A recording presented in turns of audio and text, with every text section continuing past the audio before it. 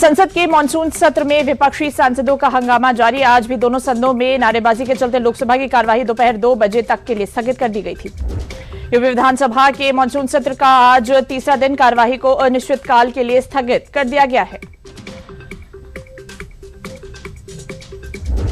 भारतीय reserve bank of India RBI ने policy repo rate को 5.25% पर बिना किसी बदलाव के न्यूट्रल रख बनाया है।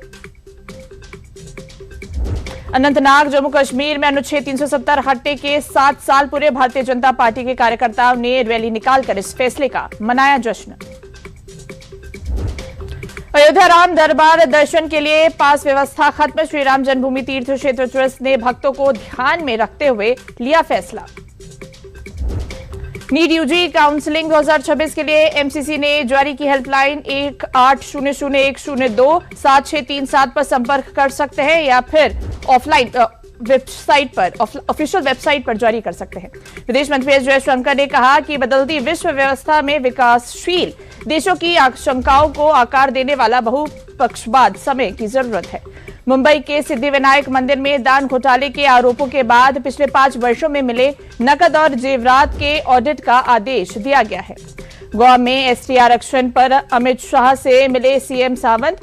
राज्य विधानसभा में अनुसूचित जनजातियों को राजनीतिक आरक्षण देने के मुद्दे पर चर्चा। यूक्रेन की राजधानी कीव में रूसी मिसाइल ड्रोन हमला, 15 लोगों की मौत की खबर, साथ ही कई इलाकों में भारी नुकसान हुआ। तमिलनाडु सरकार का पहला बजट पेश। तमिलनाडु के वित्त मंत्री डॉक्टर एन मैरी विल्सन ने मुख्यमंत्री विजय की मौजूदगी में बजट पेश किया। उत्तर प्रदेश के कई हिस्सों में बारिश हुई है। मौसम विभाग ने शहर में आज के लिए बारिश का ऑरेंज अलर्ट किया जारी। उत्तरी कर्नाटक के यादगीर जिले के कडेचूर बारियाल औद्योगिक क्षेत्र में रासायनिक रिसाव से दम घुटने के करीब 3 श्रमिकों की मौत।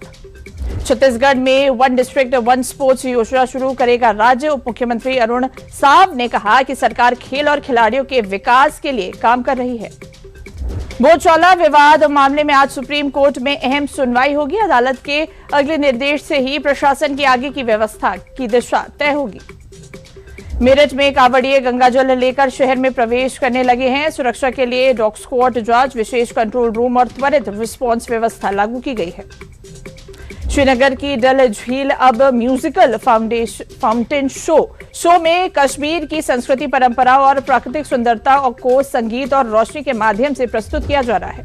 यूपी के 60 वर्ष से अधिक आयु की महिलाओं को रोडवेज बसों में मुफ्त यात्रा की सुविधा दी जा रही है। इस योजना के लिए बजट में आवश्यक प्रावधान किए गए हैं। गंगा एक्सप्रेसवे को हरिद्वार तक विस्तारित करने के लिए करीब 5,700 करोड़ के प्रस्ताव को मंजूरी दी गई है। इससे यूपी और उत्तराखंड के बीच कनेक्टिविटी को मिलेगा बढ़ावा। और नई दिल्ली में 17 से 23 अगस्त तक होने वाली BWF विश्व बैडमिंटन चैंपियनशिप में पीवी सिंधु को महिला एकल में 9वीं वरीयता दी गई है।